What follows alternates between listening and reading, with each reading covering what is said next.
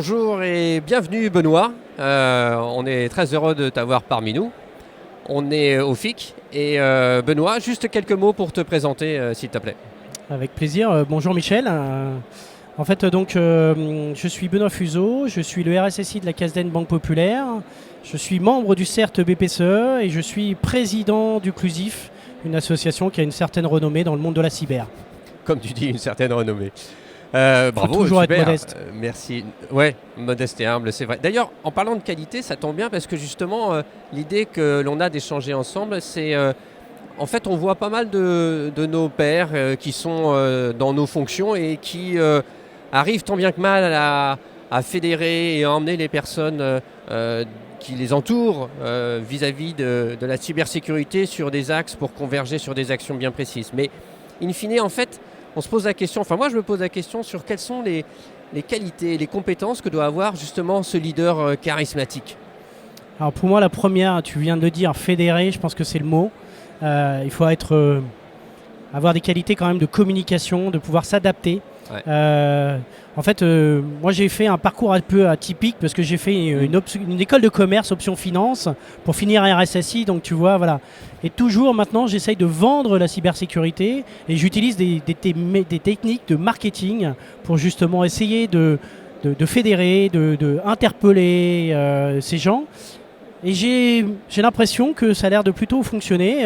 On m'a élu président d'une association qui a aujourd'hui plus de 500 membres, 1300 participants. Donc voilà. Donc le fait aussi de susciter l'intérêt, de ne pas avoir un courant pensant comme tout le monde, de challenger, et de bien faire comprendre aussi en fait nos fonctions. Je pense aussi qu'on n'est pas très clair sur comment on s'exprime sur nos fonctions. La cybersécurité, c'est toujours technique. On est toujours sur des gens qui avons un aspect réfractaire, anxiogène. Et donc, j'essaye d'avoir un comportement. Et je vais te donner un exemple, Michel, que j'utilise maintenant dans les analyses de risque. C'est que quand je vais voir mes métiers, en fait, je commence mon discours par leur dire on travaille dans la même société, j'ai le même objectif, c'est qu'il y ait de la croissance, que mon bonus augmente. Et donc je suis là, pas en opposition, mais pour montrer qu'il y a des risques.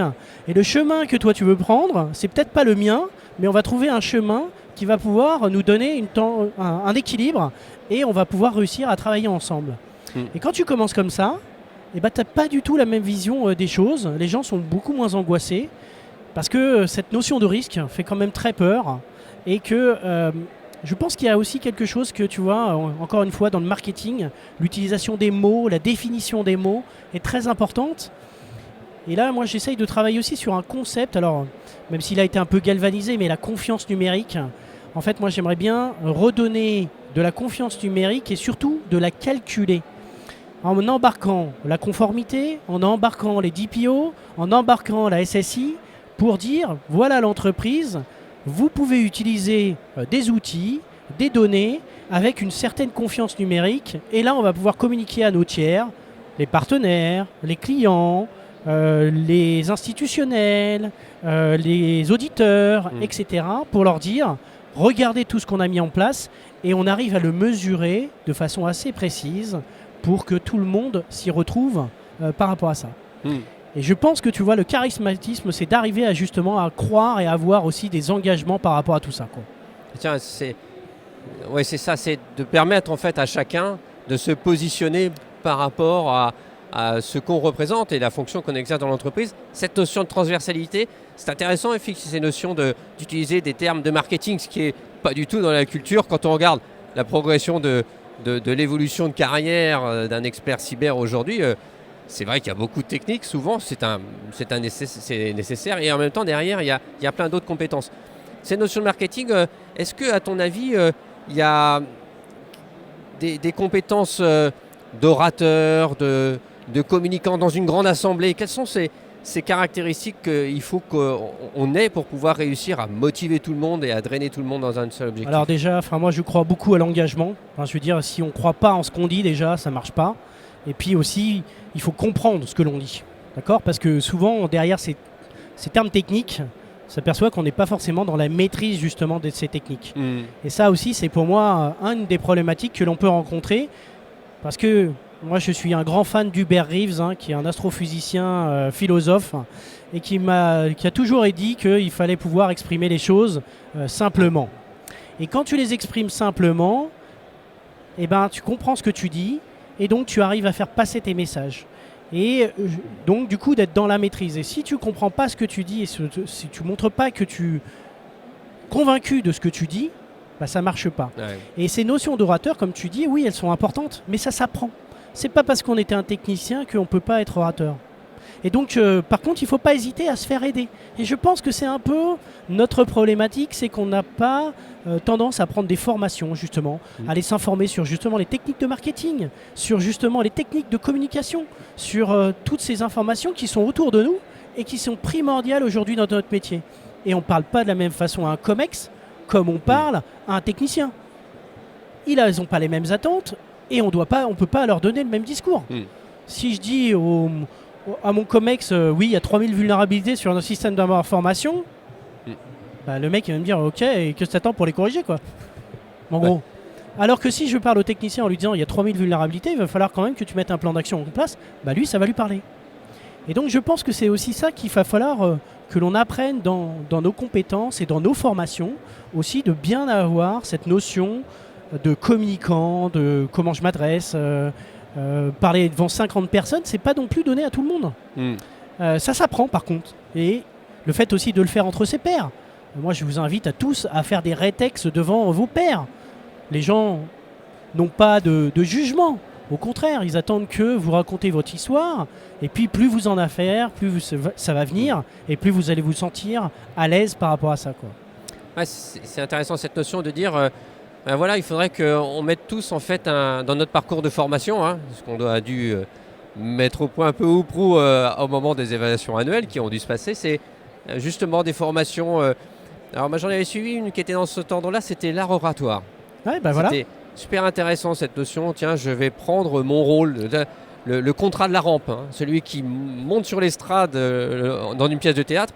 Il faut qu'il occupe ce terrain et il faut qu'on se reconnaisse dedans parce qu'il joue ce rôle. Ça, c'est exactement ça. Et si encore une fois, si tu n'as pas cette notion, si tu parles pas assez fort, si tu te fais pas entendre, enfin, je veux dire, les gens, ils n'entendent pas ton message. Si je parle tout doucement comme ça, bah, c'est pas la même chose si je te parle comme ça. Ouais. On sent que tu as un engagement, que tu crois en ce que tu dis et donc tu vas attirer les gens dans ton sillage, dans ta volonté. Et puis moi, je pense aussi qu'il y a quelque chose... c'est qu'il faut pas... Enfin, je pense qu'on pense trop à son intérêt personnel.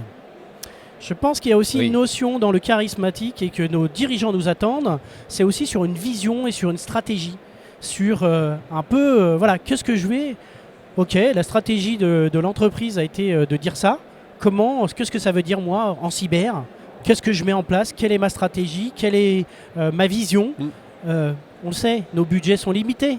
Donc il faut faire des choix. Et donc là aussi, on est attendu par rapport à cette évolution et on le voit bien, tu vois, Moi, je m'intéresse pas mal justement à la position. Moi, je suis RSSI, je déteste ce R, responsable. Je me sens responsable de nulle chose. Moi, ce que je voudrais, c'est être directeur. Là, j'ai des responsabilités. Là, j'ai des engagements. Là, je participe à la stratégie de l'entreprise.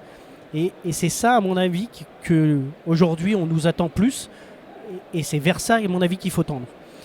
Et tu vois, on avait pas mal de débats... sur le positionnement du RSSI. Et encore une fois, je pense que là aussi, il faut que la communauté ait une position plus tranchée.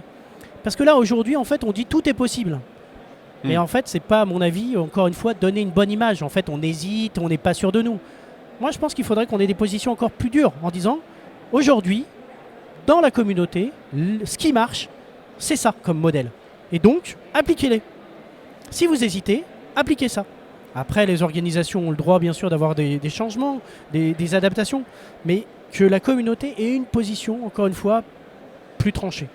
Oui, ça c'est un thème de fond. J'étais tout à fait en phase avec ce que tu dis. Je voulais gommer le terme RSSI. Et en fait, d'une part, effectivement, peut-être j'ai jamais réussi, mais pour autant, il faut regarder que notre fonction a énormément évolué. Donc il y a plein de domaines. Mais ce qui peut permettre d'ailleurs de montrer la progression de notre parcours et de dire, voilà, on occupe peut-être potentiellement plusieurs rôles dans le domaine de la cybersécurité en les définissant correctement. Le CIGREF, d'ailleurs, avait fait une présentation d'un ensemble de rôles relatifs à la cyber qui était intéressant, où on pouvait se positionner. Mais donc en termes de formation, on a fait le point, mais est-ce qu'à ton avis, il y a justement un parcours professionnel qui pourrait nous permettre d'aider nos pairs à se dire, tiens, il faut que je vise telle fonction dans l'entreprise ou tel rôle, à ton avis? Encore une fois, si on parle des gens charismatiques, pour moi, l'objectif est d'être au COMEX ou en tout cas d'être directeur, de participer pleinement à la stratégie de l'entreprise. Aujourd'hui, ça m'avait attiré quelques remarques parce que moi, j'avais dit que je voulais prendre la place de mon DSI au COMEX. Oui, et en fait, l'idée, c'était quoi? C'était de dire qu'aujourd'hui, la position de ce fameux RSSI, on ne peut pas être au COMEX en tant qu'un responsable. On n'a pas le salaire, on n'a pas le titre, on n'a pas les codes. Et donc, du coup, ça pose un problème par rapport à ça, de statut. Et en fait, pourquoi je disais ça? Parce que pour moi, la DSI est devenue un centre de service comme un autre. Ce qui est important, c'est où se situe la donnée et quels sont les risques que l'on fait quand on l'utilise. Et ça, c'est bien en charge du directeur cyber ou maintenant de ce fameux RSSI sur lequel je pense qu'il y a vraiment un statut à avoir pour gommer ce R qui n'est pas compris par les RH, qui nous met un plateau de verre pour pouvoir monter dans les fonctions de l'entreprise. Donc le leader charismatique, il doit avoir une position qui est de niveau expertise ou directeur cybersécurité. Si on veut être charismatique, ça veut dire qu'on a des ambitions. Hein. Encore une fois, pour moi... Ah oui, ça c'est intéressant ça, oui. Moi je veux dire, j'aime bien me donner des challenges et je suis quelqu'un qui est ambitieux et je ne lâche pas l'affaire. Donc si je veux me faire remarquer aujourd'hui, ceux qui réussissent, c'est ceux qui ont un fort charisme ou qui se font remarquer. Donc et faire remarquer, c'est pas forcément crier fort, hein, mais c'est dire des choses pertinentes, des choses dans la transparence, des choses encore une fois engagées, assumées. Parce que aussi, le nombre de managers que l'on voit qui ne prennent plus de décisions parce qu'ils ont peur de leur ombre, c'est un vrai sujet. Donc quand on parle de charismatique, moi ce que j'attends aussi, c'est des gens qui s'engagent sur leurs paroles par rapport à ça. Et moi, ma parole, elle a de la valeur. Et d'ailleurs, je ne dis plus je prête ma confiance, je donne pas ma confiance, je la prête. Parce que quand tu prêtes quelque chose, tu peux le reprendre. Et c'est exactement le truc. C'est que je te prête ma confiance, ça veut dire jusqu'à une certaine limite. Si tu ne la respectes pas, je la reprends. Voilà. Et tu vois l'importance des mots, encore une fois. Et quand tu expliques ça aux gens, ils se disent « Ah ouais, c'est peut-être pas trop con ce qu'il dit lui ». Et je pense que c'est comme ça qu'on arrive à aussi avoir une certaine renommée, à une certaine reconnaissance. Parce que ce que tu dis, et j'avais beaucoup aimé, tu sais, aux Assises, il y avait eu une conférence justement d'un pilote de chasse et en natation, et qui était sur l'incertitude. Et en fait, ils avaient dit « Je dis ce que je fais ». D'accord ? Et ce slogan m'est resté aussi. C'est-à-dire que quand tu t'engages, tu le fais. Sinon, tu ne le dis pas. Ou tu dis que c'est justement une stratégie, que tu vas l'atteindre peut-être dans 2 ans, 3 ans. Mais en fait, il faut arrêter aussi de faire rêver les choses. Surtout dans nos métiers, où on le sait, c'est assez technique. Et donc, du coup, faire rêver les gens en disant « On va te trouver une solution » et on n'en trouve jamais. Ou dire « On n'est pas d'accord avec cette solution » sans alternative, ça ne sert à rien. Et les gens se disent, bah ouais, mais lui, il me raconte à chaque fois des histoires. Par contre, moi, quand je dis, ok, on va faire comme ça, et par contre, aujourd'hui, j'ai pas de solution, donc j'accepte que vous fassiez comme ça, mais par contre, c'est pas la cible. Au moins, les choses sont claires. Et là, encore une fois, on a d'adhérence de nos collaborateurs, de nos chefs de projet, et on n'est plus perçu de la même façon. Et pour moi, c'est ça le charisme. Ouais, c'est ça, c'est cette notion de je vous fais confiance. Je vous fais confiance, monsieur, parce que ce que vous dites, vous avez la vision, vous avez les mots, et je crois en fait en ça. Et ça devient une forme d'attraction en fait. C'est ça. Et tu tires les gens vers le haut et tu vas voir en fait, on s'aperçoit les gens sont quand même des gens en général qui te suivent. Hein. Si tu as un peu justement des propos un peu convaincus, etc. Très fortement, tu as la majorité des gens qui ah ouais, c'est bien ce qu'il fait, et puis il s'engage. Puis c'est pas moi qui m'engage, donc voilà. Et je vois où on va. Et je vois où on va. Mais c'est ça, aujourd'hui, on en a plein qui se perdent un peu. Aujourd'hui, on ne sait plus où l'entreprise veut aller. On a des titres de fonction, on ne comprend plus rien. Je suis responsable transverse des flux. Waouh, super mon gars. Et ça veut dire quoi ? Je sais pas. Et donc je perds le sens de ce que je veux faire dans l'entreprise et à quoi je sers, quelle est l'utilité de ma fonction en fait. Super. Très intéressant cette notion. Essayer de toucher la définition d'un leader charismatique qui peut effectivement qui doit être en fait un objectif de progression pour chacun d'entre nous. Car bien évidemment, même si la technique est super importante, il y a quand même cette notion de réussir à entraîner le plus de monde possible. Sans notion de fonction très transversale, il faut vraiment réussir à Ouais, mais si tu convaincre. donnes pas de ligne de stratégie, en fait, tu as beau avoir toutes les C'est techniques ça, du monde. ouais. Qu'est-ce que Ouais. je veux sécuriser? Si j'ai pas une définition clairement, bah ça marche pas. Hein. Enfin, les mecs ils vont dire ouais c'est super, t'as 50 techno, mais et alors? Qu'est-ce qu'on en fait de ces trucs-là? Voilà. Mais même ne serait-ce que de communiquer sur les outils de sécurité et à quoi ils servent. Moi, tu vois, quand j'ai commencé à prendre de poste, en fait, je me suis aperçu que les gens ils savaient même pas à quoi ça servait nos outils de sécurité. Tu vois, la SM, donc qui est le firewall applicatif, bah, les gens ils savaient pas ce que c'était. Et ils comprenaient pas à quoi ça servait. Donc on leur dit oui, il faut configurer la SM, mais en fait personne leur avait expliqué. Et donc encore une fois, bah, les gens ils se disent ok, on met la SM, mais Il faut expliquer le pourquoi. exactement pourquoi je fais ça et à quoi ça sert en fait. Super. Et là les gens quand ils ont un objectif, qui sont avec des gens qui les suivent, bah, en général ils te suivent. Et pour moi c'est ça un vrai leader charismatique. Merci beaucoup Benoît de ces idées qu'on va partager peut-être un peu plus largement d'ailleurs avec tous et c'est inspirant effectivement. Merci Et ben, Benoît. un grand merci à vous et puis à très vite Michel De pour rien. un autre interview. Hein. À bientôt Benoît. Merci.